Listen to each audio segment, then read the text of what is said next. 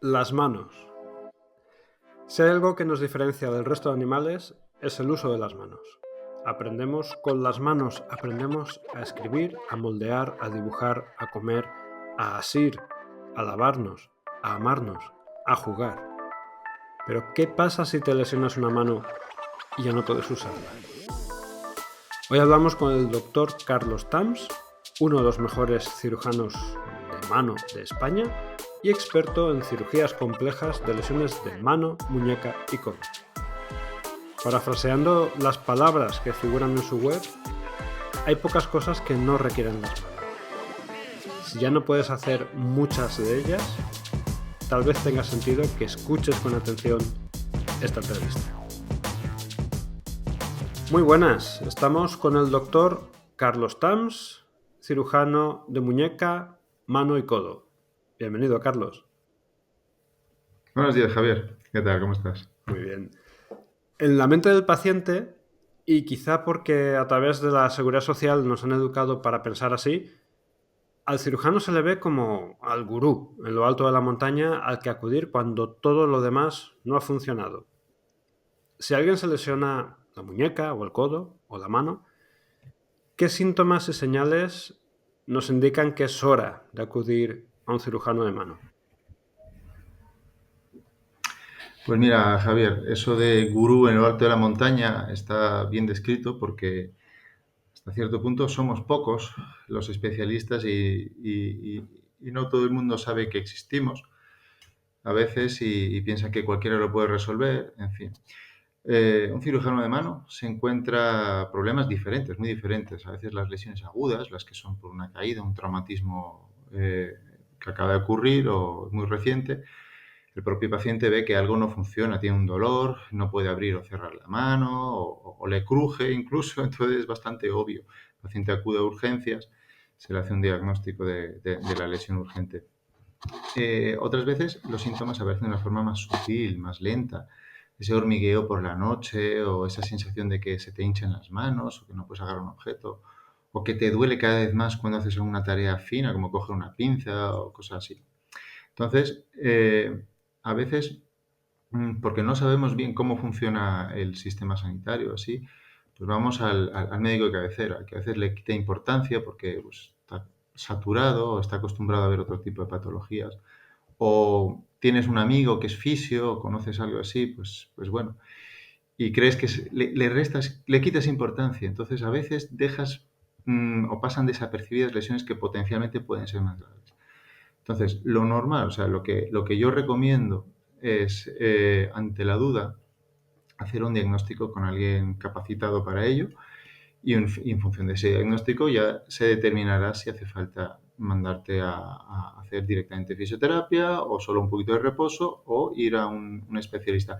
Que sea cirujano de mano no significa que todo lo resolvamos con cirugía, sino que somos los especialistas en la patología de la mano. Entonces, y por nivel de conocimiento, pues sabremos indicar un poquito mejor cuándo hace falta un tratamiento u otro. No solo es todo cirugía, obviamente. Lo que le haga falta a la cirugía, pues sabemos qué cirugías existen, cuáles se pueden aplicar. Pero yo creo que lo ideal es eso. ¿Qué error suele cometer la gente que ignora estos síntomas o la recomendación que nos acabas de dar? Pues, precisamente por eso. A veces hay lesiones, como por ejemplo las fracturas de escafoides, duelen bastante en el momento que te das el golpe. Una vez te caes con la mano extendida, ¡pam! Pero hay gente que tolera bien el dolor o que se pone un poquito de hielo, lo enmascara, tal, va al médico, le dice que no tiene nada, o va al fisio, bueno, esto será una tendinitis o algo así. Le dejas de dar esa importancia al dolor y lo asumes como medio normal porque no te duele todo el rato, te duele cuando haces ciertos gestos, dices, ya se me irá quitando. Y entonces de pronto tienes una fractura ya que evoluciona mal. Es un ejemplo, ¿no? Hay otras lesiones parecidas. Estamos hablando que hay un periodo de tiempo en el que es ideal tratar ciertas lesiones, porque si pasa ese periodo de tiempo que llamamos la ventana biológica, entonces ya no es tan fácil tratar y ya has perdido esa oportunidad de un tratamiento relativamente sencillo y eficaz y hay que ya liarse, levanta la cabeza y hacer un tratamiento un poco más complejo para una lesión mucho más compleja que podríamos haber resuelto de una forma más sencilla. Entonces, por eso es un error muy frecuente, lo veo con muchísima frecuencia. Hay gente que viene, lo que decimos coloquialmente, pasado de rosca. Una lesión que teníamos una solución sencilla hace unos meses, pero viene un poco tarde.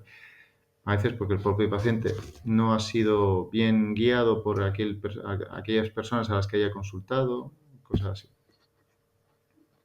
¿Cómo saber si está un paciente dentro de esa ventana biológica aún para poder restaurar por completo la movilidad de la lesión?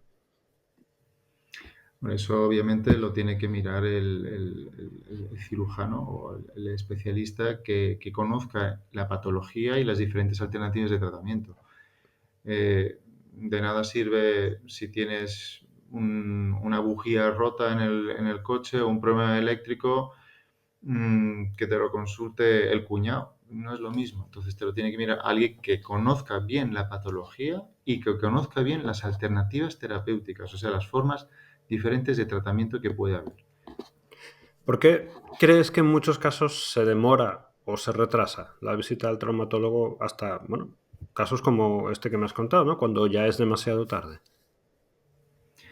Sí, a ver, muchas veces lo dicho, el paciente le quita importancia porque tolera bien el dolor o el miedo a que sea algo y dice, "Ah, ya se me quitará, ya se me quitará, a todos nos ha pasado. O estás mal aconsejado, bien sea por tu pareja, por tus amigos o aquella vecina del quinto que una vez lo operaron de un túnel carpiano y quedó mal. Ay, no vayas al médico que te dejan peor. O bien, también otros especialistas que no están tan especializados en este tipo de patologías y le quitan hierro al asunto. Entonces, claro, el paciente dice, "Oh, ya he ido a un médico, ya me ha dicho que no es para tanto oye, pues nosotros también nos equivocamos, los médicos también nos equivocamos y también puede ocurrir eso. Pero muchas veces crees que tienes algo, sabes que si vas al médico te va a decir que hay que operarte y tienes miedo a la cirugía, tienes miedo a la convalecencia, tienes miedo a que eso afecte a tu trabajo, o tienes miedo a que no puedas hacer, o sea, que tengas que cogerte una baja prolongada, esas cosas. Y también hay veces que vas a alguien que te trata y que se empeña en que esto es una tendinitis, aunque no lo es, y venga a pincharte, venga a hacer fisioterapia, venga a hacer ondas de choque, venga a tal, y al final lo que necesitas es una cirugía que puede ser algo sencillo de 15 minutos o 20, pero la solución estará ahí rápido. Ujú. Pues vamos a esa vecina del quinto que ha quedado mal después de operarse, porque esto, lejos de ser una leyenda urbana, es algo que observo bastante, especialmente con cirujanos de mano, ¿no? Esto de que muchas veces te dejan peor de lo que estabas. ¿Qué hay de cierto en esto? ¿Es una leyenda urbana? ¿Hay sustancia para tales afirmaciones? Cuéntame tu punto de vista.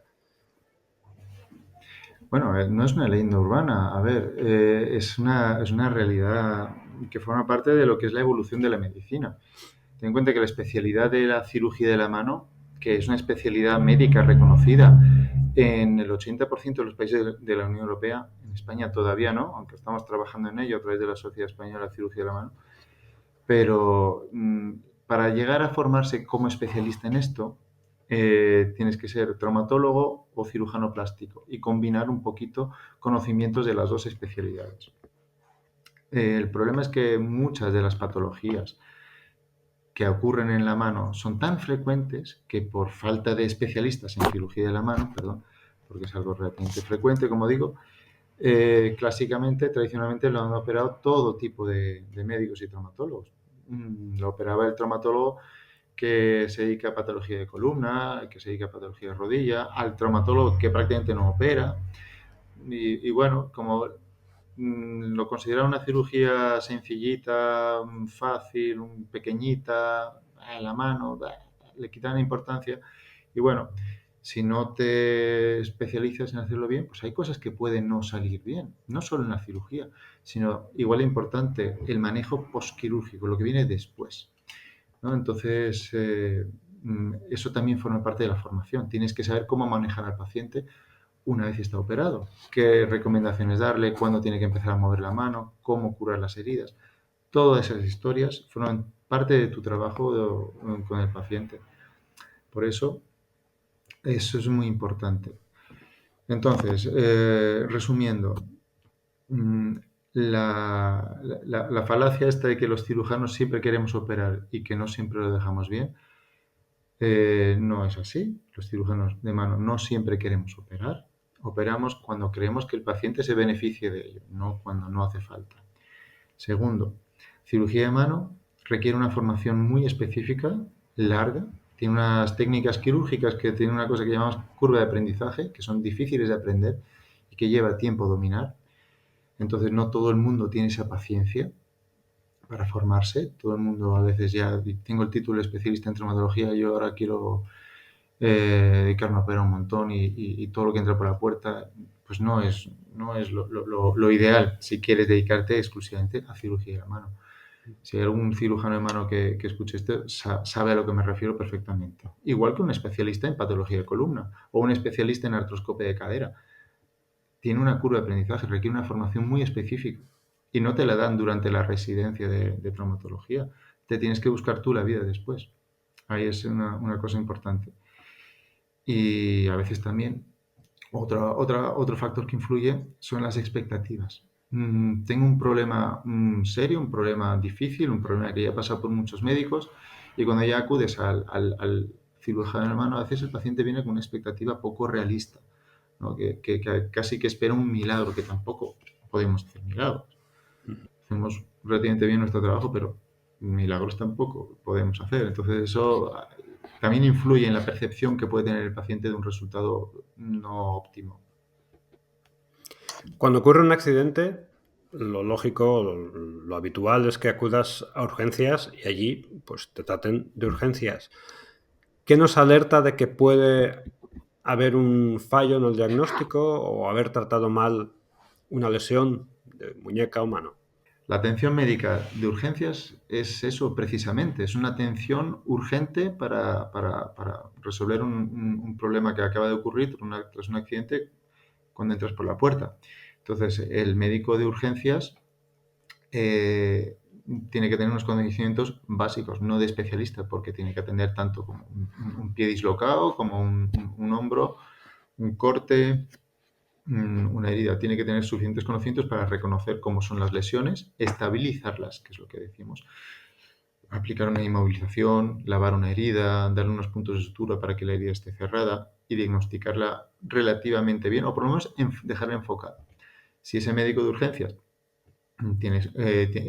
está bien formado, tiene buenos conocimientos, aplicará un tratamiento de urgencia que consiste en analgesia, antibióticos si hace falta, una inmovilización correcta y remitirá al paciente después al especialista, lo que llamamos ya de hacer la urgencia diferida.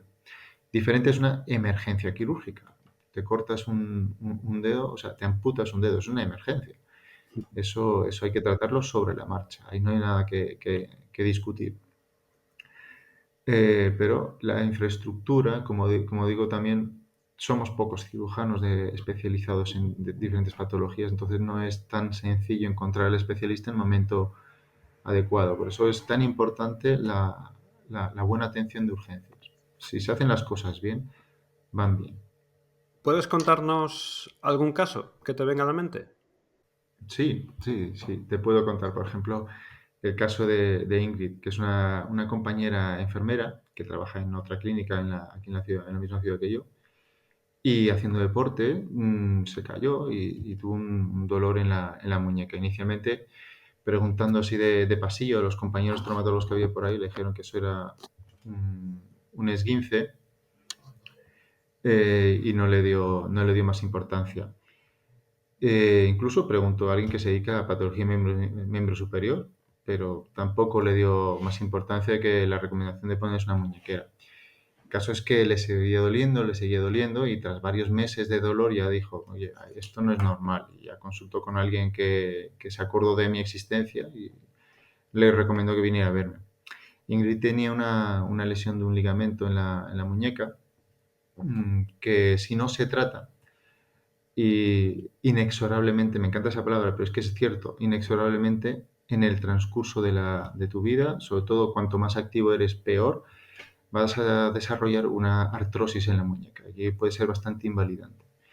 Entonces, bueno, chica de 30 años, deportista, enfermera, fuimos para adelante con todo, operamos esa muñeca, una técnica que se hace por artroscopia, es bastante complicada, es laboriosa, no todo el mundo la hace. De hecho, hay pocos cirujanos en España que la hagan con éxito, pero tuvo un muy buen resultado. Ingrid además se portó muy bien en el posoperatorio, siguiendo los consejos, los ejercicios, la rehabilitación, que la hizo casi toda ella muy bien y hoy en día pues hace deporte, trabaja y sobre todo puede hacer lo que más le gusta, que es coger a su hija en brazos. Eso es lo que más le gusta hacer. Otro caso es el de David, por ejemplo. David es un chico de 22 años, 22, 23 años, que además hace no mucho ha empezado a trabajar como fisioterapeuta.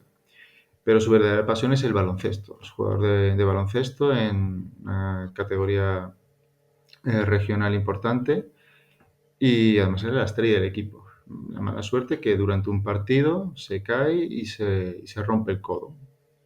Tiene una fractura de codo complicada, compleja. Y por cosas de los seguros y tal, pues el chico fue operado por otros compañeros y, bueno, no terminaba de quedar bien. El propio cirujano que lo operó ya sospechaba que algo no estaba bien del todo y lo volvió a operar a ver si podía solucionar este problema. Pero siguió sin estar convencido. Había un fragmento de hueso dentro de la articulación que estaba como suelto y que no funcionaba bien. Entonces, como ese sí trabaja en el mismo hospital que yo, me pidió ayuda y bueno, pudimos al final arreglar el problema sin mucha mayor dificultad. Era un fragmento de hueso intraarticular en el codo que estaba suelto y desvitalizado y tuvimos que hacer una cirugía un poco más compleja, pero el resultado fue óptimo también y el chico está trabajando, ayudando a otros lesionados a recuperarse de sus lesiones y sobre todo jugando al baloncesto y metiendo un montón de puntos. Qué bueno. ¿Qué tipos de lesiones te llegan habitualmente a la consulta? O si nos quieres contar, ¿qué hace la gente para lesionarse la mano o la muñeca? Ya nos has contado un par de ejemplos, pero ¿qué es lo más habitual que te llega? A ver, yo los diferencio en dos grandes grupos. Los que vienen con una patología crónica, una patología degenerativa, como por ejemplo la artrosis. Ahí lo único que tienes que hacer es estar vivo.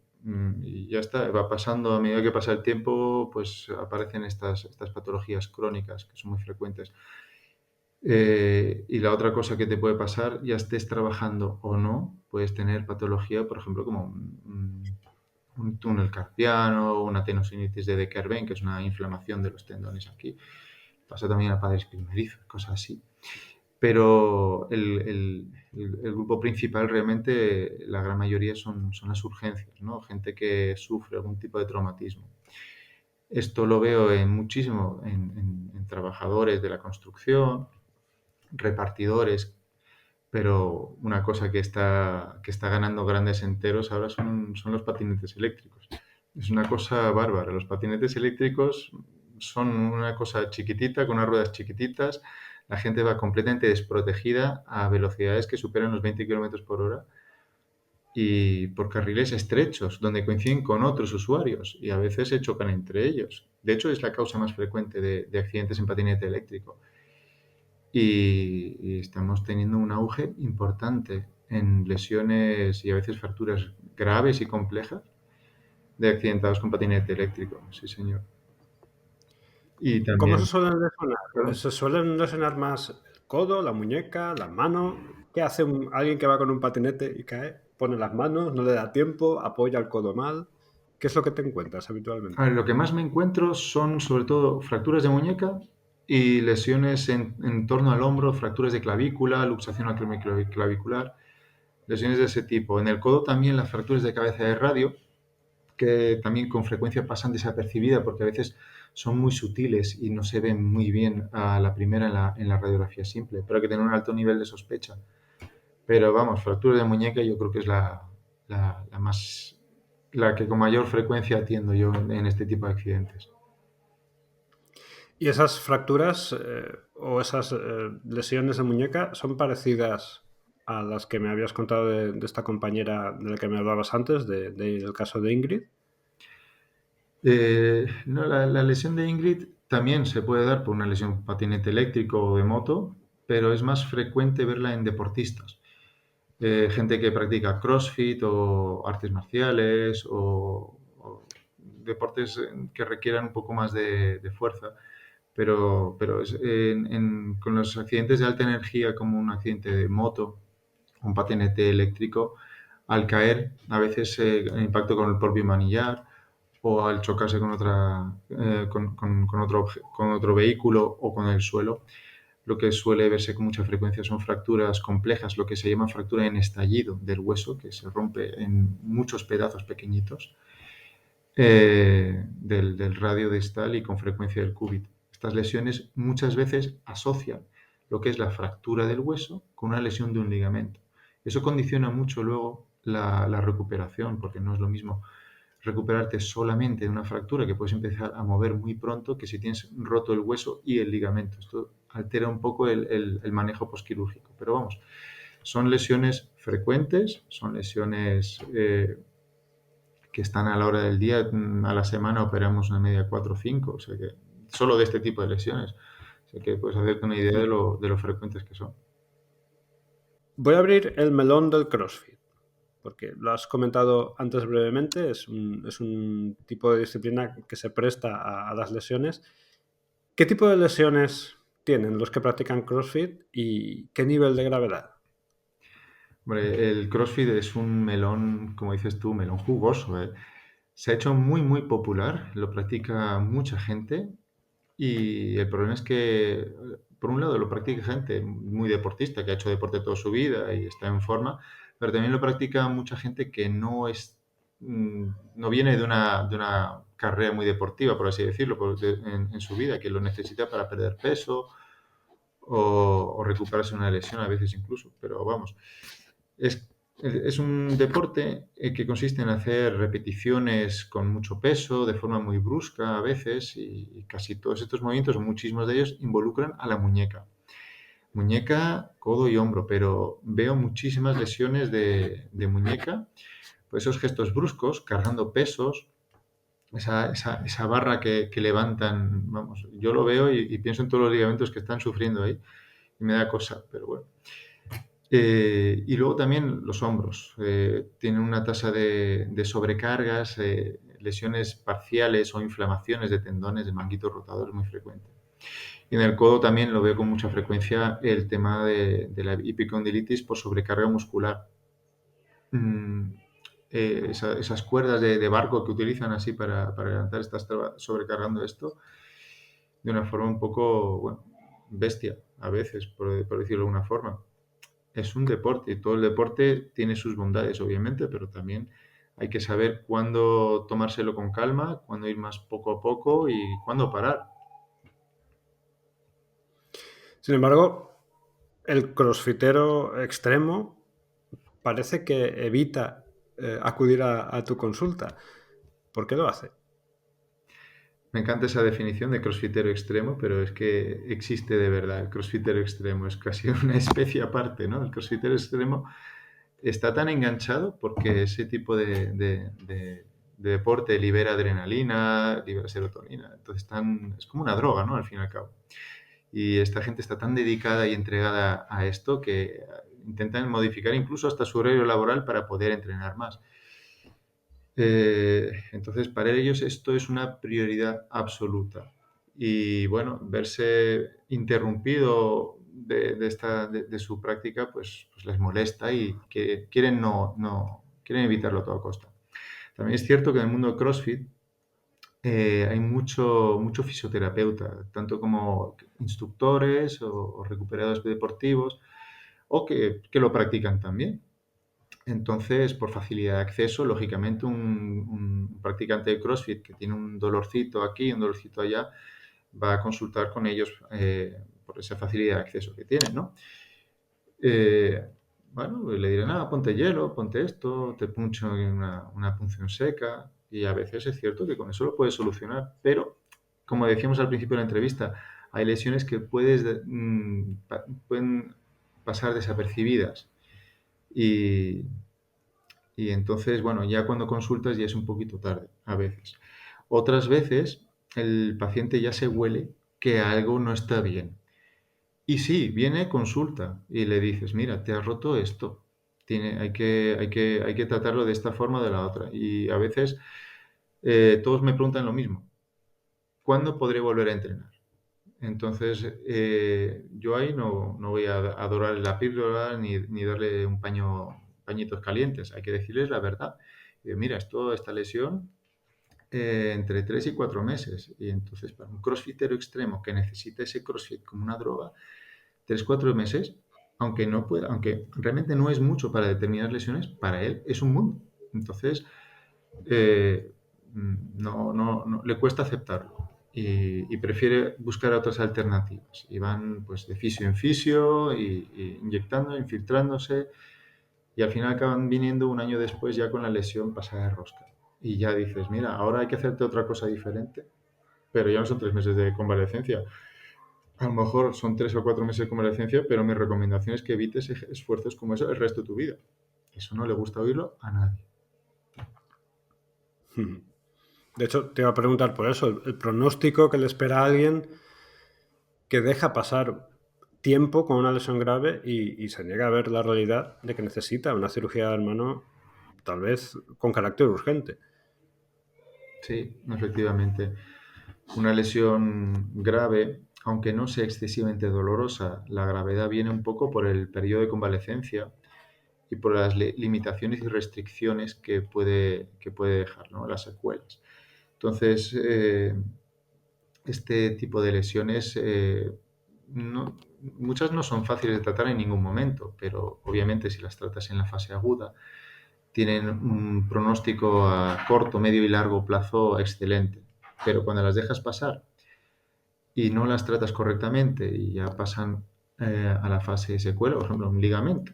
Un ligamento es un tejido fibroso que tiene una estructura con fibras de colágeno. Si pasa mucho tiempo, ese tejido se va atrofiando, se va degenerando y ya no es reparable, porque por mucho que lo intentes suturar o reinsertar allí de donde se soltó, el tejido es de tan mala calidad que no es posible. Tienes que hacer una cirugía reconstructiva o incluso a veces ya una cirugía paliativa, que son en el caso de las lesiones muy pasadas de rosca que ya han desarrollado cambios degenerativos, lo que viene siendo artrosis.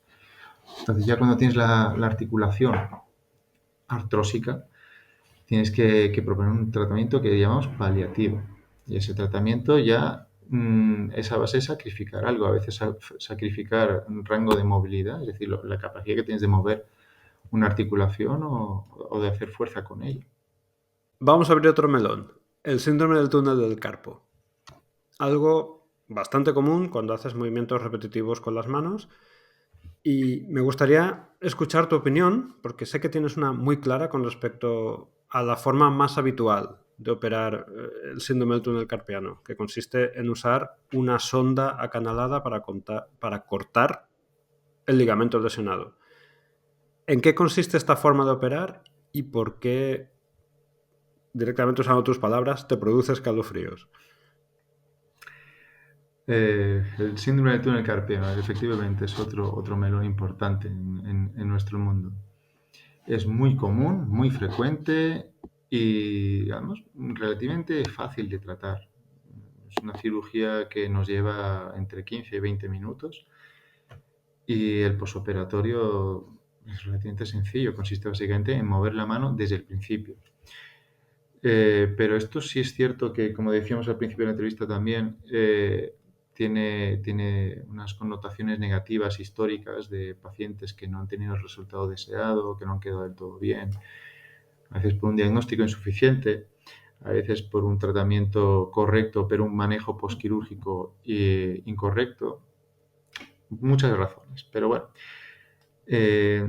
Nosotros diagnosticamos el túnel carpiano, recomendamos un tratamiento u otro, que casi siempre es quirúrgico, porque aunque hay mucha moda de utilizar infiltraciones y otro tipo de tratamientos no invasivos o no tan invasivos, realmente se cura con la cirugía. No hay mucho más que discutir al respecto porque es que es un problema estructural, anatómico.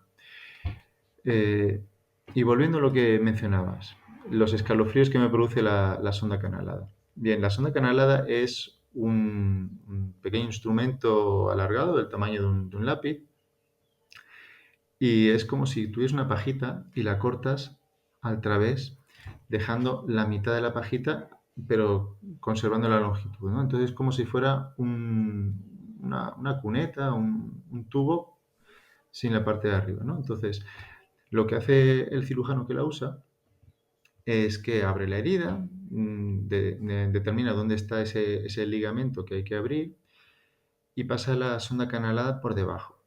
Entonces, una vez que la pone por debajo, introduce, utilizándola como si fueran las vías del tren, un bisturí con la hoja que corta hacia arriba para seccionar el ligamento.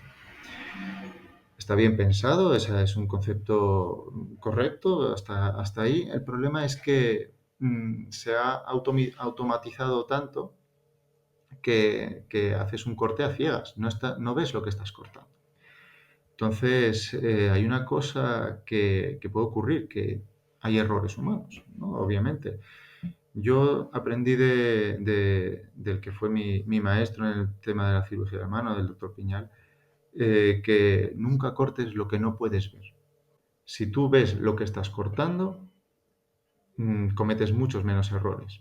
El problema de la sonda canalada es que al introducirla a ciegas y hacer un corte a ciegas, hay cosas que no vas a ver. Si la metes demasiado y cortas demasiado, justo de donde se acaba el ligamento, donde está el túnel carpiano, un poquito más allá, hay un arco arterial que puede seccionar y provocar un importante hematoma en la mano, aparte de otras complicaciones. Hay también una cosa que son las variantes anatómicas. No todos somos iguales. Entonces, los nervios a veces también son caprichosos y tienen una estructura diferente. Si no ves lo que estás cortando, a lo mejor cortas un trozo de nervio. Y lamentablemente hay gente que al introducir la sonda canalada no tiene suficiente cuidado, o lo hace deprisa corriendo, o el paciente tiene una mano gordita con mucha grasa y no te permite ver bien. La metes por donde no es, incluso puedes llegar a cortar el nervio. Eso lo sé porque me ha tocado a mí arreglarlos. Entonces, es peligroso. La sonda canalada a mí por eso me produce escalofríos. Es cierto que en la gran mayoría de los casos no pasa nada, pero puede pasar. Y ha pasado. Entonces, como dices tú, me produce escalofríos, sí, señor. ¿Y cómo operas tú un síndrome del túnel del carpo? Pues mira, utilizo como decía, unas gafas lupa que tienen bastante aumento. Lo hacemos a través de una incisión muy pequeña y con unos separadores especiales para esto. Esto me permite abrir la pequeña herida y con las gafas lupa tener siempre una buena visión de todo el ligamento que hay que abrir. Y una vez que está abierto, me permite revisar in situ el nervio. Hay otras técnicas quirúrgicas que se hacen por endoscopia parecido a usar una sonda canalada, en la que sí puedes ver el ligamento, porque se puede hacer con una cámara, pero no te permite visualizar igual de bien el nervio. Tienen diferentes indicaciones también. Pero la forma en la que nosotros lo hacemos normalmente es una pequeña incisión de menos de 1,5 cm con las gafas lupa. Vemos lo que cortamos y así evitamos muchas complicaciones indeseadas. Tengo entendido que también te derivan pacientes desde otros servicios de urgencias de todas las Canarias donde estás. ¿Algún caso que me quieras contar? Sí, es cierto. Hay algunos médicos que ya me conocen por aquí, me derivan pacientes de todas las islas, incluso de algunas partes de África, de Mauritania también tenemos clientes y de Cabo Verde. Bueno, hay también muchas mutuas laborales ya centralizan un poquito según qué patologías con determinados cirujanos que creen que les pueden dar mejores resultados. Entonces, por ejemplo, un chico joven que está para pagarse la carrera de enfermería precisamente, está trabajando de freganchín en un restaurante y con un plato pues se le rompió cuando estaba fregando y se cortó el tendón que dobla el pulgar y un nervio. Y él lo hizo bien, o sea, "Uy, me he hecho daño, tal", fue al médico y por algún error, los médicos también nos equivocamos, no se le diagnosticó a tiempo de la lesión grave que era la del nervio y la del tendón. Le dijeron que nada, es una heridita, la suturaron y si te duele o no lo sientes bien es por la propia herida, obviamente. Y bueno, no se le dio importancia. Y el pobre chico, bueno, pues ahí estuvo.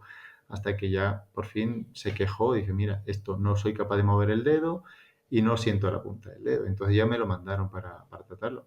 Esto es una lesión de un tendón y de un nervio colateral en un dedo.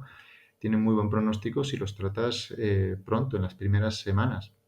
Ya cuando pasan 4 meses la cosa cambia. Pero gracias a Dios esto ha salido todo muy bien. Un paciente también muy comprometido con su lesión y con un proyecto de futuro laboral muy concreto para el cual necesita las manos. Entonces él lo que quería es recuperar y puso todo de su parte y a día de hoy está ya perfecto, trabajando otra vez en otra cosa que no es el restaurante y acabando la carrera de enfermería. Qué bueno. Ahí tuviste que hacer un injerto, porque claro, si se ha seccionado el nervio, ¿en qué consiste una cirugía de este tipo? En este caso, como lleva mucho tiempo roto tanto el nervio como el propio tendón, tuvimos que hacer un injerto para las dos estructuras. Se le cogió un trocito de un tendón que en el cuerpo humano hay algunas zonas donantes, que es como se llama a las partes del cuerpo que son prescindibles porque tienen una función residual de la evolución de cuando trepamos a los árboles. Por ejemplo, el palmaris longus es un tendón que tenemos en la muñeca que utilizamos como donante para reparar otros tendones, porque su déficit no produce ningún tipo de minusvalía o discapacidad. Y entonces se utilizó ese tendón para reconstruir el tendón que se le había roto previamente a este chico. Y con el nervio es algo parecido. Lo que pasa es que ahí ya está involucrada la microcirugía, porque el nervio tiene un grosor muy, muy fino y tienes que coser luego cada haz del nervio. El nervio tiene como pequeños cablecitos, es muy parecido a un cable de luz con sus pequeñas fibras de cobre. Pues es muy parecido. Lo que pasa es que ahí tienes que coser cada haz con cada haz. Eso tienes que hacerlo con una técnica microquirúrgica. Empleamos una sutura, un hilo, que es más fina que un pelo humano. Entonces, bueno, hay también algunos nervios que podemos coger del cuerpo según la necesidad que tengamos. Pueden ser más o menos largos, más o menos gruesos.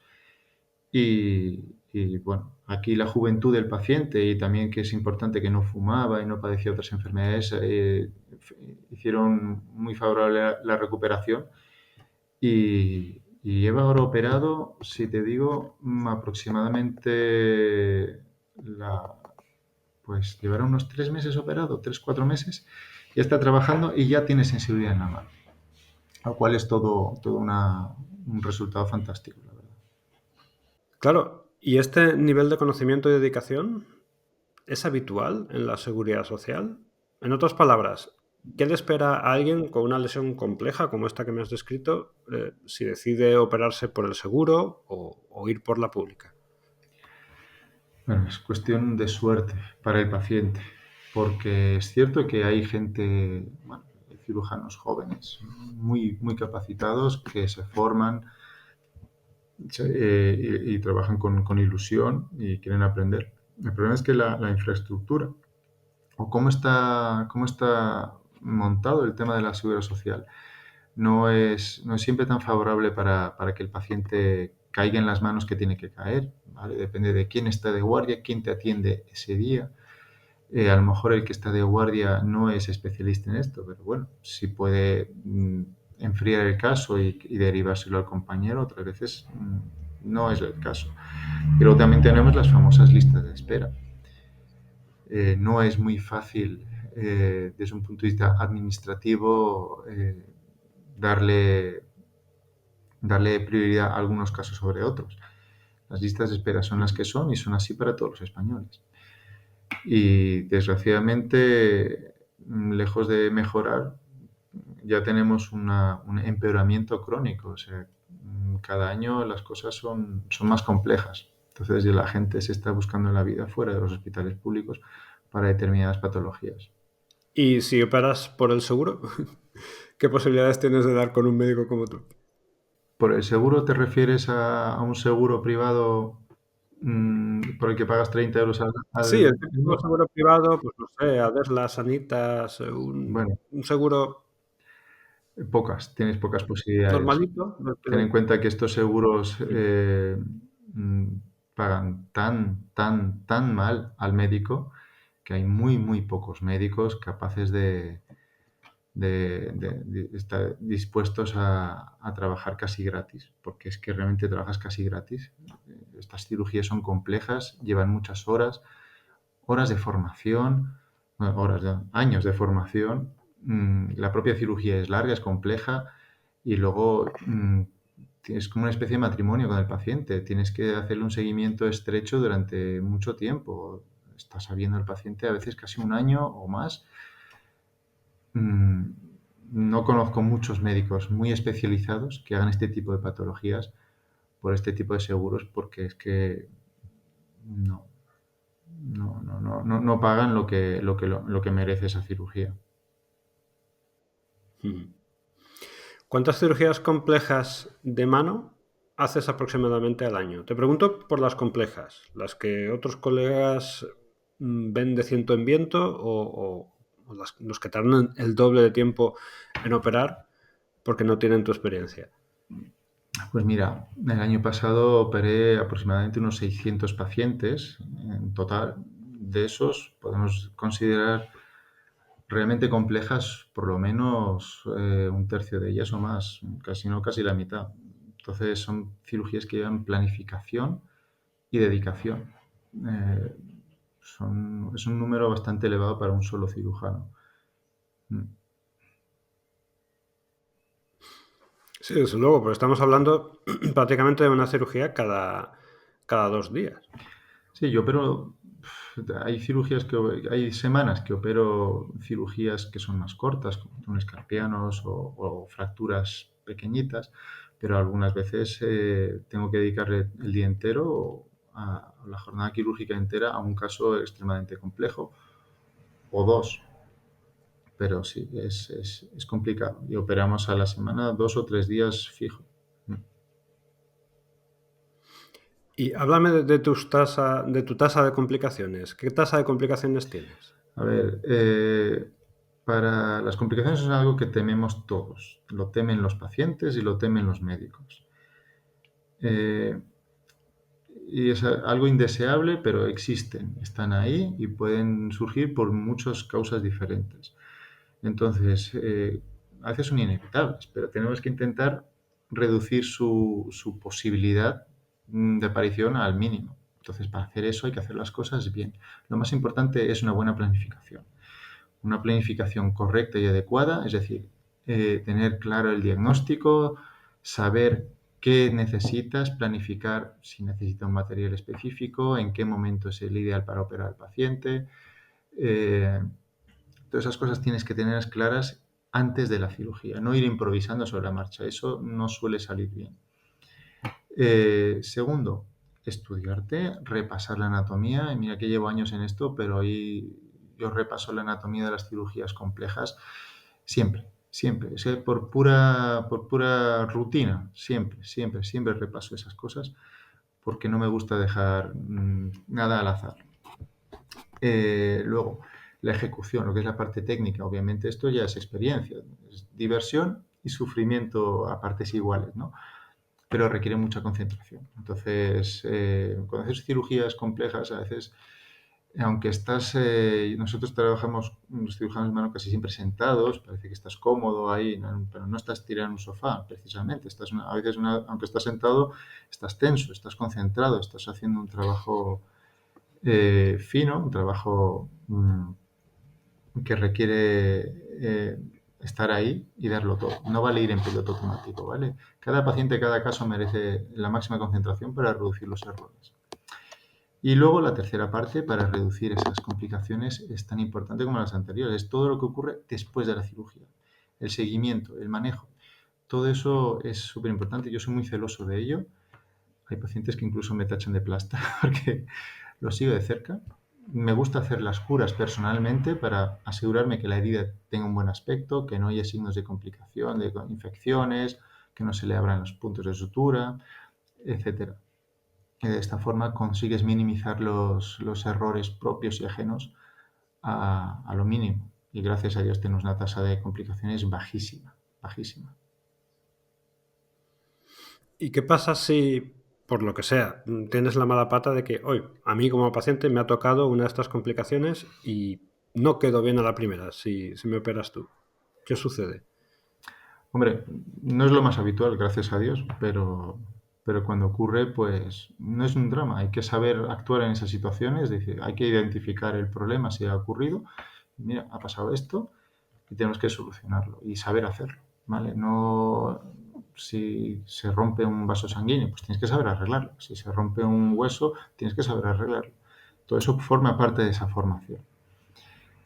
Entonces, a veces el paciente se complica un poco porque se le enquista un poco o se hace bola, como los niños masticando la carne cuando son pequeños, la rehabilitación inicial. Entonces hay que hacer un protocolo de fisioterapia especializado para ese problema.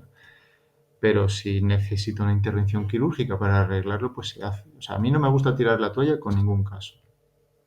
Hablemos de lo que comentabas antes del posoperatorio. En una lesión de muñeca o de mano, ¿qué peso tiene el éxito de la cirugía y qué peso tiene una buena rehabilitación? Van de la mano. No puede existir una sin la otra.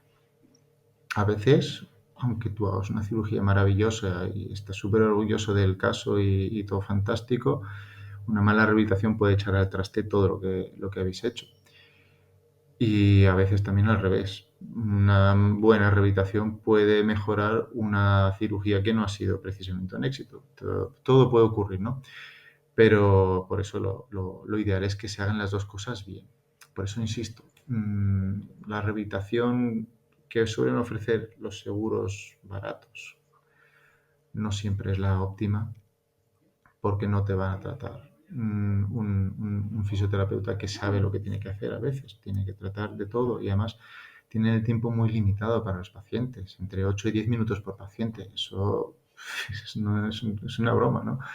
Entonces, te esfuerzas en hacer una cirugía bien hecha y por una mala rehabilitación, pues el resultado que podría haber sido no llega. Por eso, bueno, las 4 claves del éxito: buena planificación, concentrarse al tratarlo y después seguimiento y supervisión. Hay que estar encima del paciente y hay que dejarle claro que el paciente realmente es el responsable de recuperarse de esa lesión, porque es su lesión. Entonces, tienes que involucrarlo en ese proceso de rehabilitación. Dicen que la información es poder. ¿Qué información debe tener un paciente para escoger bien a su cirujano de mano? Hombre, como todo en esta vida, igual que los propios fisioterapeutas recomiendan a los pacientes no acercarse a terapeutas no colegiados o que no tienen un título oficial, con lo nuestro es lo mismo. El paciente tiene a su disposición a través del colegio médico o le puede exigir a cualquier especialista si está titulado correctamente. Entonces, los cirujanos de mano también tenemos nuestros títulos. Existe a nivel europeo el Diploma Europeo de Cirugía de la Mano, que ya te reconoce los conocimientos porque has tenido que pasar un examen muy, muy duro, que es tanto escrito como oral, incluso una parte práctica, en la que se ponen a prueba tus conocimientos prácticos a la hora de resolver ciertos problemas frecuentes. Y desde hace unos pocos años, creo que son ya unos 3 o 4 años, en España la Sociedad Española de Cirugía de la Mano también dispone del diploma español de especialidad en cirugía de la mano. Y eso ya te da esa garantía de que el que es poseedor de este diploma tiene que tener unos conocimientos para que se lo otorguen. No solo conocimientos, sino también experiencia. Tiene que tener un número de cirugías resueltas con éxito para poder ya solo presentarse a esos exámenes. Entonces, bueno, yo tengo los dos y bueno, en cuanto a los conocimientos que tiene que tener cualquier cirujano de mano, obviamente, aunque es obvio, por ejemplo, los conocimientos de anatomía es fundamental. Tienes que saber qué está lesionado y qué puede estar lesionado. Y si lo tienes que operar, qué estructuras anatómicas tienes alrededor para tratarlas correctamente. Las manos, al fin y al cabo, son tus herramientas más importantes. Necesitas usarlas todos los días de tu vida y no las vas a dejar en manos de cualquiera. Es muy rara la semana en la que no veo 2, 3, 4 pacientes que vienen de casos muy complejos, que han sido tratados varias veces por otros compañeros, casos que a veces son difíciles, les han aconsejado tratamiento, pero ni siquiera el propio médico lo tiene claro y no consigue convencer al paciente. Entonces, o si lo han hecho y desgraciadamente las cosas no han salido bien, pues eso son casos difíciles. El paciente ya viene con una actitud también un poco desconfiada, ¿no? Tenía una lesión que al principio a lo mejor no era tan grave, pero se complicó y ahora sí eso es muy difícil de resolver. Por eso yo siempre recomiendo que te asegures de que tu cirujano tiene un historial de éxito. Por ejemplo, vamos a poner un ejemplo. Imagínate que tus manos son como algo importante para ti, valioso y complejo. Imagínate que tienes un Ferrari. Un Ferrari. Por lo que sea, te toca la lotería o alguien te ha regalado un Ferrari. Tienes un Ferrari maravilloso. Y de pronto un día el Ferrari lo vas a arrancar y sale un humo blanco del motor y hace un ruido rarísimo y el coche no va. ¿Qué harías? ¿Lo llevas a un taller que sepa arreglar Ferraris o lo llevas al taller del barrio de chapa y pintura que no sé? Es que al final es aplicar el sentido común, es decir, es encontrar aquel profesional que minimice las posibilidades de que algo pueda salir mal. Es así de sencillo, ¿sí? Con el ejemplo de Ferrari, obviamente se ve muy claro. Carlos, ¿dónde tienes tu consulta y cómo puede alguien que nos esté viendo pedirte cita? Pues trabajo en el Hospital Perpetuo Socorro en Las Palmas de Gran Canaria y pueden pedir cita a través de la propia clínica o a través de mi página web, cirugiamanocanarias.es. Vale, pues esta información, la dirección de tu consulta, la dirección web y también el teléfono para pedir cita, que me lo pasarás una vez acabemos la entrevista, la vamos a mostrar en la descripción del episodio. Ahí aparecerá toda tu información de contacto para que el que quiera, el que haya escuchado la entrevista y quiera pedirte cita, lo pueda hacer sin problemas. Doctor Carlos Tams, ha sido un placer tenerte de invitado. Lo mismo digo, Javier. Siempre es un placer hablar contigo.